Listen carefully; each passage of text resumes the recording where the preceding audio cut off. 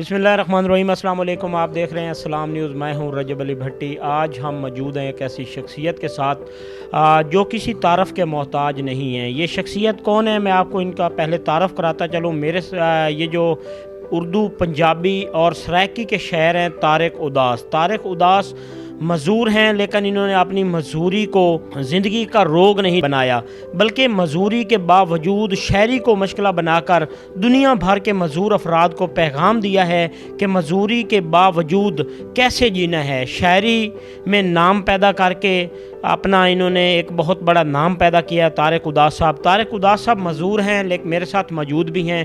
चंद एक सवाल हम उनसे जानेंगे भी सही। तारिक उदास, अच्छा आप क्या बताएंगे कि आपने ये एक मजदूरी जो थी आपकी, ये आप शुरू से मजदूर हैं या बाद में हुए?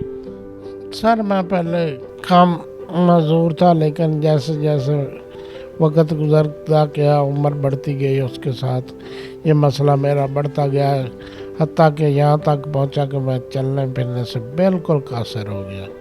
अच्छा, आप ये जो शायरी की तरफ आए हैं, क्या ये आपका बचपन में शौक़ था या आप बाद में आए?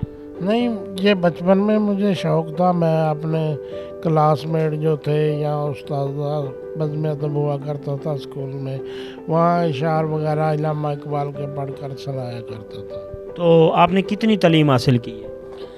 मेरी तालीम है मैट्रिक है। अच्छा, आप ये बताएं कि आपने अब तक कितनी किताबें लिख चुके हैं? मेरे 2 मजमूए शाया हो चुके हैं, तीसरा कंप्लीट होने को है। पहला है उर्दू का मैं उदास हूँ, उसके बाद है सराइकी का दुखारे सा। तीसरा मजमूआ मैं देना चाह रहा हूँ 3 ज़बानों में, सराइकी, उर्दू और पंजाबी, जो कि नातों पर मुश्तमिल होगा। अच्छा, आप अभी तक कितने गज़लें या गीत लिख चुके हैं या किसी गुलकारों को दे चुके हैं जो गुलकार गा चुके हैं? काफ़ी सारे गुलकार गा चुके हैं। इसके अलावा कोई दर्जन भर के करीब रेडियो पाकिस्तान मुल्तान पर भी रिकॉर्ड हो चुके हैं। तो आपको हुकूमत पंजाब की जानिब से कोई इनामात भी दिए गए? नहीं, बिल्कुल ऐसा कभी किसी ने पूछा ही नहीं है, इनाम तो दूर की बात है। तो आपकी कोई तकरीब वगैरह हुई हो? हाँ, जब दुखारे सा शाया हुई है ना मेरा मजमूआ, उस वक्त आर्ट काउंसिल मुल्तान में मेरे इसकी तकरीब रहनुमाई हुई थी। तकरीब रहनुमाई हुई थी। आपको अपनी मजदूरी से कोई गिला हो जिस पे आपने कोई गज़ल लिखी हो या कोई आपके दौड़े हों? हाँ, वो गिला तो नहीं है, लेकिन एक जो अल्लाह की तरफ से होता है ना, उसे एक्सेप्ट कर लेना चाहिए और उसे रोग नहीं बना लेना चाहिए। उस पर मेरी एक गज़ल है उर्दू की, मैं आपको सुनाता हूँ। अपनी हिम्मत से मंजिल पानी है मुझे, माजूरी की दीवार गरानी है मुझे, जो चिराग राह हो हर किसी के लिए, एक ऐसी ही शम्मा जलानी है मुझे।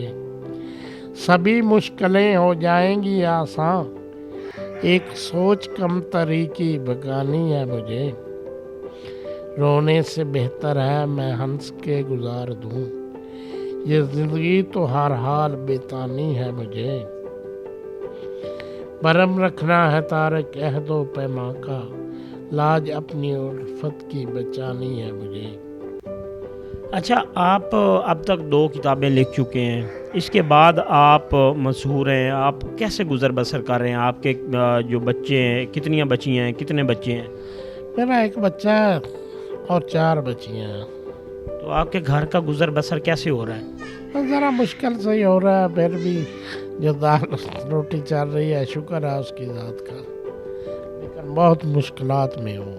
अच्छा, आप बहुत मुश्किलात में हैं। आप कोई ऐसा पैगाम देना चाहते हैं हुकूमत वक्त से या किसी अपने जो दोस्त शायर हैं उनसे, कोई ऐसा पैगाम हो जो आप देना चाहें? पैगाम तो यही है हुकूमत के लिए कि महंगाई बहुत ज़्यादा है, गरीब लोगों का ख्याल किया जाए और महंगाई को कोशिश की जाए कि इसे कंट्रोल किया जाए। बहुत ज़्यादा बढ़ चुकी है, गरीब के तकरीबन बस से बाहर हो। जी बिल्कुल, जैसा कि आपने तारिक उदास साहब की गुफ्तगू सुनी है, ये 2 किताबें हैं मेरे हाथ में इनके लिए। इन्होंने ये एक किताब लिखी है, ये किताब है इसका दुखारे सहा इसका नाम है, ये तारिक उदास साहब ने लिखी है। और जो दूसरी किताब है वो भी इन्होंने लिखी है, मैं उदास हूँ। یہ کتاب میرے پاس موجود ہے، یہ کتاب انہوں نے لکھی ہے۔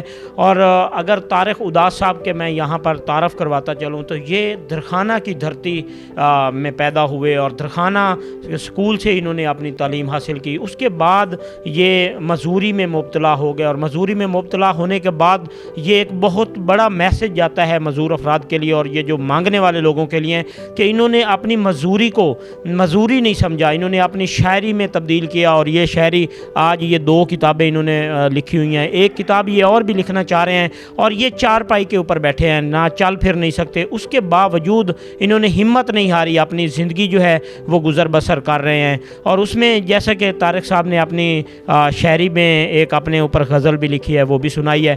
تو آپ اسی کے ساتھ ہمیں اجازت دیجیے اگلے سٹوری کے لیے۔ اللہ نگہبان۔